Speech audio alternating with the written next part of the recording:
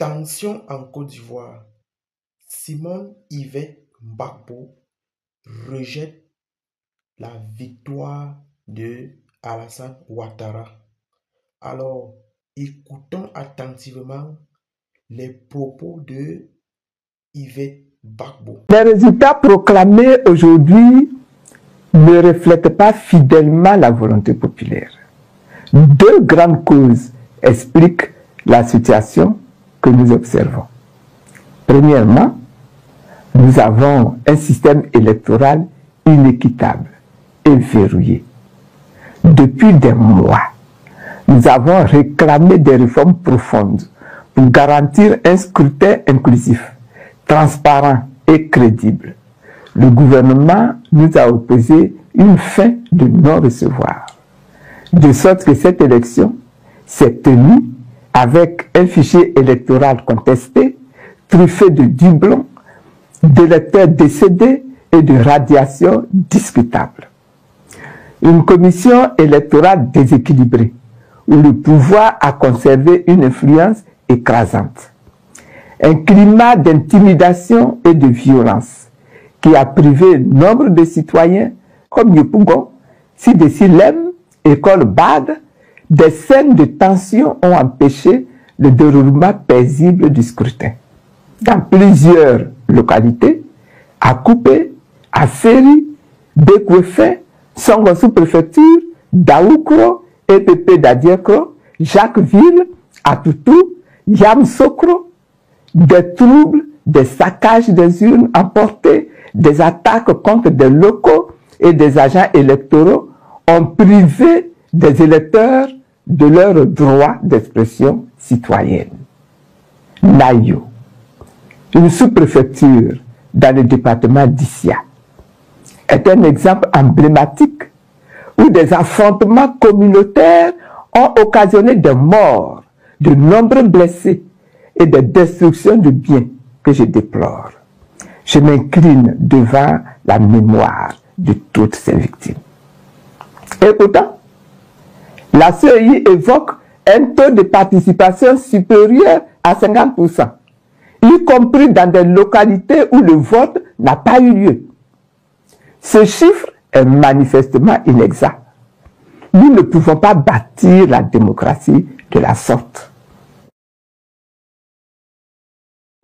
Ivoiriennes, Ivoiriens, chers amis de la Côte d'Ivoire, bonsoir. Il y a 48 heures s'est déroulé dans notre pays un exercice électoral. Cet exercice électoral a eu lieu dans un climat de peur et a été marqué par une faible participation, visible par et reconnue de tous. Mais avant tout propos, permettez-moi de m'incliner respectueusement devant la mémoire de tous ceux qui ont perdu la vie pour avoir osé exprimer leurs opinions, ainsi que le leur permet la Constitution ivoirienne. À leur famille, j'adresse mes plus sincères condoléances, ainsi que celles du PDCI-RDA. Un membre des forces de l'ordre a aussi perdu la vie pendant ces malheureux événements. J'adresse nos condoléances attristées à sa famille et à ses proches. Mes pensées vont aussi à tous les blessés, à tous ceux qui ont perdu leur maison et leurs biens, et à ceux qui sont emprisonnés, certains pour s'être opposés au 4e mandat, d'autres pour avoir dit ce qu'ils pensaient, et d'autres encore sans aucune raison visible. À leur famille, nous apportons notre compassion, notre soutien, et notre promesse solennelle de lutter pour leur libération par tous les moyens légaux disponibles. À toutes et à tous, je souhaite exprimer ma gratitude pour votre patience, pour votre courage et pour votre foi inébranlable en la démocratie. Merci de tenir bon, merci de croire en notre idéal de nation et de refuser d'accepter que les voix de millions d'Ivoiriens soient réduites au silence. Mais parlons franchement, ce qui vient de se passer n'est pas une véritable élection. Et ce à quoi nous avons insisté ne fait pas honneur à notre pays. Avec le PPACI et le président Gbagbo, le PDCI-RDA dans le front commun n'a cessé d'œuvrer pour éviter la situation où nous nous trouvons aujourd'hui. Les faits sont clairs. Le président Alassane Ouattara a brigué un 4e mandat, controversé. j'ai moi-même été rayé des listes électorales par un tribunal. D'autres figures de proue de l'opposition, au premier rang desquelles Laurent Gbagbo, Afine Guessan, Vincent Toby Irié, Assalé Tiemoko et beaucoup d'autres, ont également été empêchés de se présenter. Partout dans le pays, depuis le 2 octobre, les manifestations ont été accueillies par des gaz lacrymogènes, des arrestations massives et une répression brutale. Au 25 octobre, les autorités faisaient état de plus de 700 personnes arrêtées, de dizaines de personnes gravement blessées et de vies perdues. Ivoiriennes, Ivoiriens, mesdames et messieurs, cet exercice électoral a divisé notre pays. Une nation qui pendant près de 2 décennies a lutté pour retrouver sa paix et son unité. C'est d'autant plus regrettable qu'en 2011, le pays était porté par une vague d'espoir, en laquelle tous les Ivoiriens qui aspiraient à la paix et à la réconciliation croyaient. Mais aujourd'hui, malheureusement, force est de constater que des divisions se sont creusées, des communautés sont dressées les unes contre les autres. Des expéditions punitives ont été organisées. L'horreur est de retour en certains endroits du territoire. À Nayo, des vies humaines ont été perdues. Et on nous dit une personne a été brûlée vive. Nous avions pensé que le spectre de ce type de violence ne reviendrait jamais. Mais il semble que nous nous sommes trompés. Au lieu de nous rassembler, nous nous sommes divisés autour de cette élection et avons reculé dans la construction d'une véritable nation ivoirienne. Nous avons été nourris de slogans dont le plus ironique, compte tenu de la réalité à laquelle nous sommes confrontés aujourd'hui, semble être de vivre ensemble. Nous tenons tous à la stabilité du pays, qui est notre bien commun. La stabilité du pays. Nous avons toujours pensé pour notre part qu'une élection inclusive était le meilleur garant de la stabilité du pays. Et que la continuité, rassurante en apparence, pouvait conduire à l'instabilité, car la soif de changement du peuple ivoirien était réelle. Et les faits récents semblent malheureusement nous donner raison. Le taux d'abstention que certains tentent aujourd'hui de manipuler est en réalité le verdict du peuple, un rejet silencieux mais puissant d'un exercice électoral peu crédible auquel la grande majorité des Ivoiriens a refusé de participer avant-hier. Le 25 octobre 2025, il ne s'agissait pas d'une élection au sens démocratique du terme. Dans certaines localités, on nous annonce même parfois un nombre de votants supérieur au nombre d'inscrits. Ce n'est pas cela la démocratie. Ivoiriennes, Ivoiriens, ne baissons pas les bras. Nous savons que la justice et la transparence sont les fondements du véritable développement et de la prospérité. La corruption n'est pas simplement un échec moral, c'est un désastre économique. La corruption appauvrit tout le monde en dehors d'une petite élite. Si les milliards financés par vos impôts et parfois détournés par certains s'investissaient en Côte d'Ivoire plutôt que dans des immeubles et propriétés à l'étranger, notre pays irait mieux et l'abstention ne serait pas à des niveaux records. Des routes dans le nord et dans l'ouest, à Soubré, des centres de santé dans nos villages, des écoles de qualité pour nos enfants auraient été construits. Nous ne pouvons pas permettre que les richesses de notre nation soient détournées alors que notre peuple vit dans la misère. C'est pourquoi aujourd'hui, j'appelle toutes les forces vives de notre nation, les partis politiques, la société civile, les chefs religieux, les chefs traditionnels, les jeunes et les femmes surtout, à s'unir. Nous rejetons la violence. Nous rejetons la violence parce que nous croyons au pouvoir de nos idées, à la force de l'unité et non au langage de la peur ou des armes. Il n'y a qu'une seule façon de vaincre la fraude, la transparence et les faits. Là où règne le mensonge, nous apporterons des faits. Là où règne la peur, nous apporterons de l'espoir. N'ayant pas participé à cette élection, nous ne nous interdisons pas pour autant d'agir.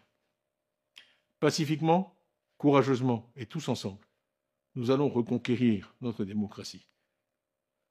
Depuis mon élection à la présidence du PDCI-RDA, j'ai dû affronter une série de procès et procédures.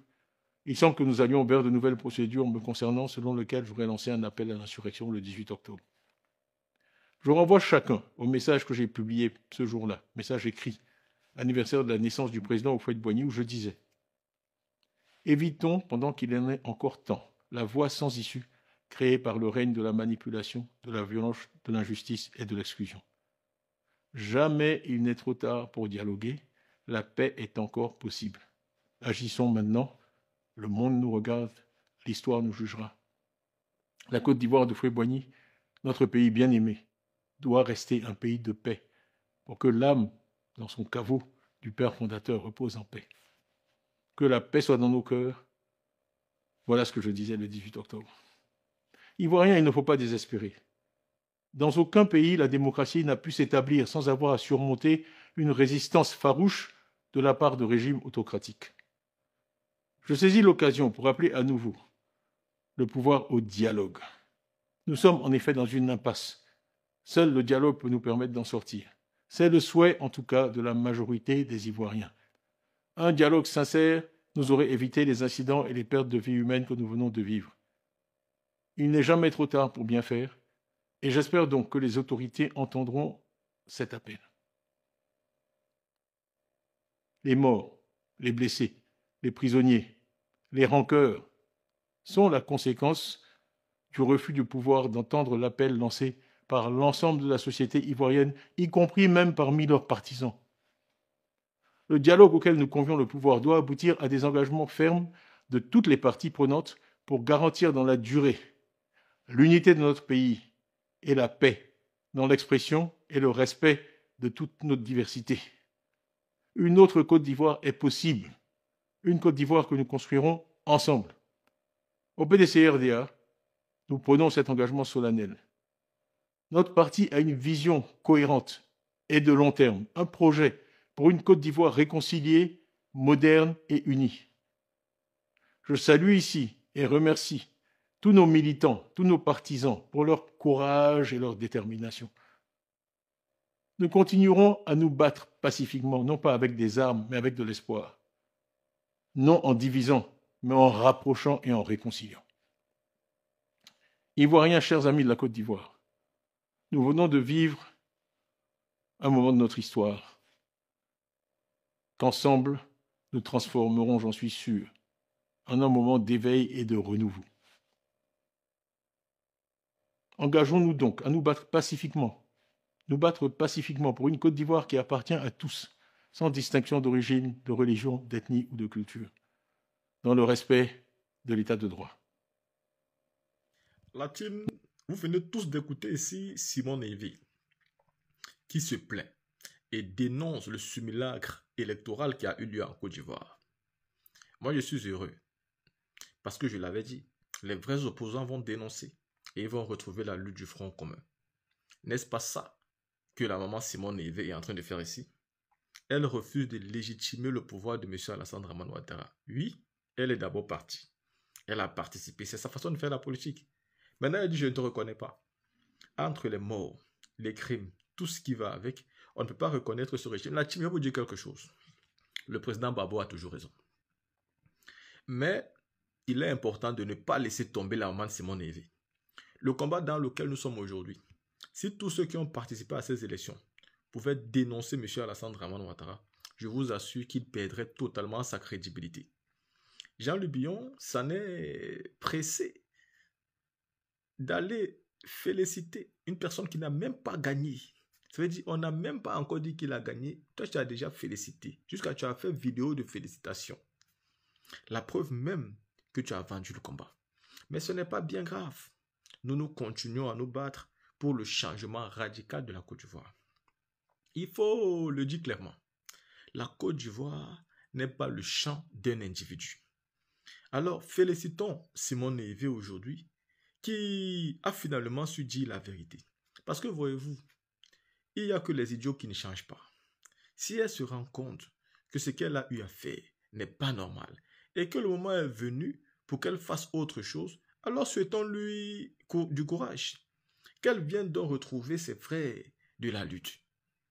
Parce que la lutte du Front commun là, c'est une lutte qui nécessite toutes les forces vives de la société ivoirienne. Le peuple est déjà dans les rues. Le peuple a déjà commencé. C'est à vous les leaders maintenant qu'on s'adresse. Le peuple est déjà dans les rues. Le peuple a déjà commencé. C'est à vous les leaders maintenant qu'on s'adresse. Alors, à la fin de cette élection, Simone Yves Gbagbo a déclaré clairement qu'il n'y a pas eu élection. Il y a eu braquage. Et dans plein de fiefs, le vote a été carrément et simplement annulé à cause des troupes. Et n'en parle même pas dans les lieux où il y a eu mort d'hommes. Ce qui prouve à suffisance que cette élection n'était pas équitable. Elle n'était pas égale à elle-même. Alors tous ceux qui partent et félicitent sont eux aussi des traîtres. Aujourd'hui, c'est peut-être le moment où la gauche va finir par se retrouver. Que dira donc Awa Domelo?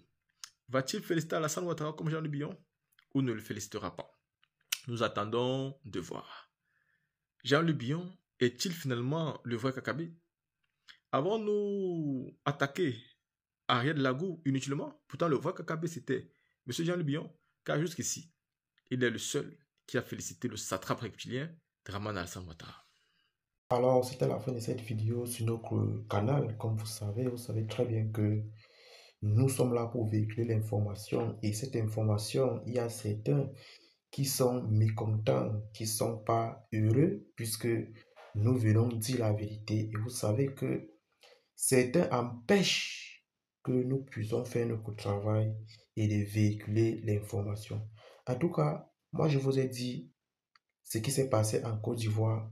On appelle ça de la fraude électorale. Parce que Alassane Ouattara a eu à lui seul 84%, pendant ce temps que ses précédents avec les 0, quelque chose de pourcent. Vous voyez qu'il y a tellement l'écart.